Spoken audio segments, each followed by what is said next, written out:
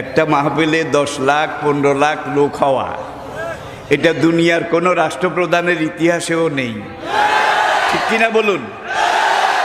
আর একজন রাষ্ট্রপ্রধান যখন কোনো এলাকায় যায়, সেখানে রিজার্ভ গাড়ি দেওয়া হয়, জায়গা জায়গা থেকে গাড়ি প্রেরণ করা হয়, সার্ভ করা হয়, তাদেরকে ভাড়া দেওয়া হয়, খানা দেওয়া হয়, গরু জবাই করে একবারে মোরগ মুসাল্লাম বিরিয়ানি এগুলো দেওয়া হয়। তারপরে যাওয়ার সময় আবার কিছু নগদ হাদিয়াও দেওয়া হয়।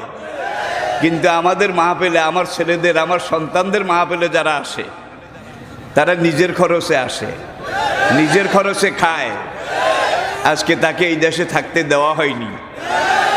সোজা কথা, সংক্ষিপ্ত কথা, চূড়ান্ত কথা, শেষ কথা, মিজান আবার আসবে, বিজয়ীর বেশে আসবে এই দেশের তাওহীদি জনতা।